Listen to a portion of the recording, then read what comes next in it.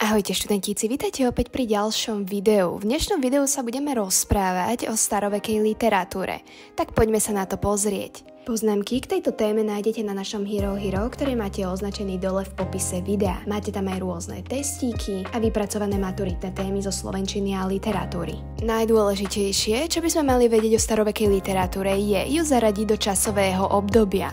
No a teda nachádzame sa v období 4000 pred našim letopočtom, teda pred Kristom, až 5. storočie nášho letopočta. Taktiež staroveká literatúra sa aj rozdeľuje, konkrétne na starovekú orientálnu literatúru a starovekú európsku literatúru. Inak jej môžeme hovoriť aj antická literatúra. No aby sme vedeli tieto dve základné skupiny oddeliť od seba, tak staroveká orientálna literatúra vznikla o mnoho skôr ako európska literatúra, teda tá antická.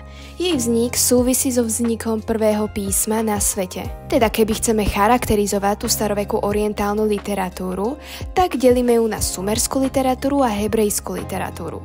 Tá sumerská literatúra je najstaršia zo starovekých orientálnych literatúr. A Sumeri teda vynašli prvé písmo na svete. Viete, ako sa volá toto písmo? Pokiaľ ste odpovedali klinové písmo, tak máte pravdu. Teda vynašli klinové písmo, ktorým bola napísaná prvá literárna pamiatka.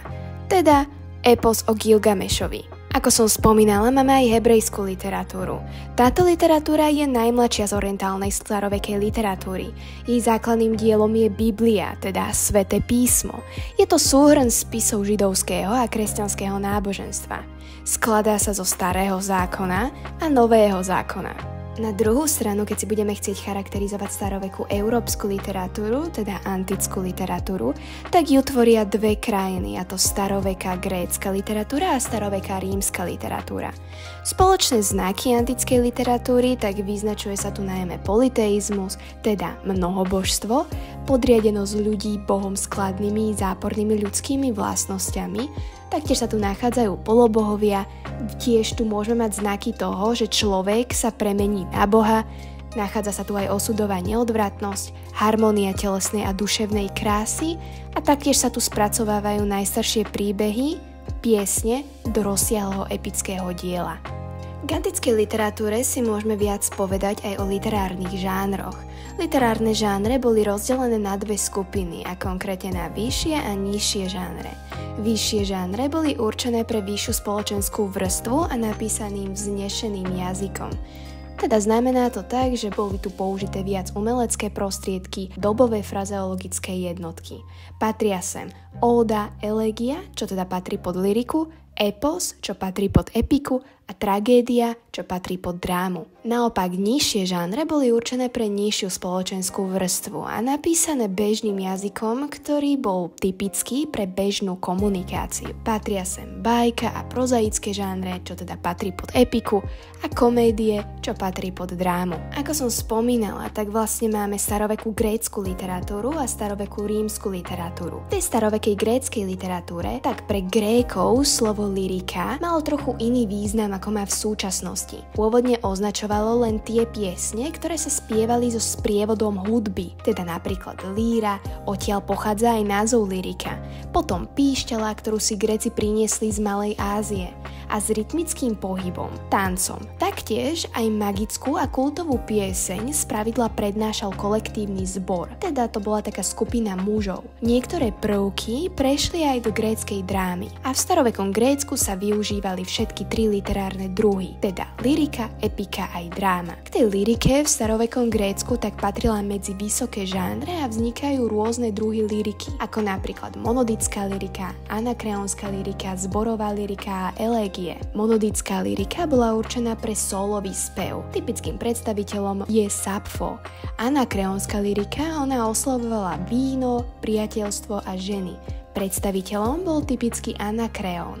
Zborová lyrika, zborovo sa oslovovali bohovia a typickým predstaviteľom bol Pinandros. A elégie to boli také žalospevy. Prednášali ich rôzni autori. Epika v starovekom Grécku patrila medzi vyššie aj nižšie žánre a vznikajú najmä dve epické žánre, a konkrétne bajky a eposy. Teda epos bol vyšší žáner a predstaviteľom takým typickým bol Homér a jeho dva eposy Ilias a Odysea. Bajka patrila medzi nižšie žánre žánre a typickým predstaviteľom bol Ezop. Dráma v starovekom Grécku patrila medzi vyššie aj nižšie žánre a vznikajú najmä dva dramatické žánre, konkrétne tragédia a komédia. Tragédia patrí medzi vyššie žánre a predstaviteľmi typickými bol napríklad Sofokles a komédia patrila medzi nižšie žánre a typickým predstaviteľom bol najmä Aristofanes. To by bolo všetko k tej starovekej gréckej literatúre. No ako som spomínala, máme aj starovekú rímsku literatúru. A tá vychádzala z gréckej literatúry a začala sa tvoriť až vtedy, keď grécka literatúra bola v rozkvete. Písalo sa tu po latinsky a tvorili sa všetky tri literárne druhy. Aj lyrika, aj epika, aj dráma. Lyrika, tak vznikajú tu rôzne druhy lyriky ako ľúbostná poézia, idylická poézia, príležitostná poézia. Ľúbostná poézia bola veľmi obľúbená a typickým predstaviteľom bol napríklad Ovidius. Idylická poézia, tak tu sú také pastierské a roľnícke básne. Typickým predstaviteľom bol Vergilius. A príležitostná poézia vznikala pri rôznych príležitostiach a predstaviteľom bol napríklad Horacius. Ďalším literárnym druhom sme mali epiku. A epika v starovekom Ríme vznikali tu teda rôzne epické žánre, ktoré sa využívali vo verejnom živote, ako politický prejav, histografia, filozofická próza a epos. A posledným literárnym druhom bola dráma v starovekom Ríme. V starovekom Ríme bola veľmi obľúbená komédia, obľúbené boli rôzne zápasy so zvieratami, preteky s dvojzáprahovými vozíkmi, či gladiátorské zápasy. Teda významná tu bola komédia a predstaviteľom bol najmä Plautus, ktorý napísal Komédia o hrnci. Čo je takou zaujímavosťou, tak potom napríklad spisovateľ Molière, ktorý napísal dielo Lakomec, sa inšpiroval presne Plautusom, ktorý napísal teda Komédiu o hrnci. Poznámky k tejto téme nájdete na našom Hero Hero, ktoré máte označený dole v popise videa. Máte tam aj rôzne testíky a vypracované maturitné témy zo slovenčiny a literatúry. A dostali sme sa na koniec celého tohto videa. By bolo zatiaľ teda od nás úplne všetko. Pokiaľ máte nejaké otázky, nezabudnite sa ich spýtať v komentári a zatiaľ sa majte a ahojte.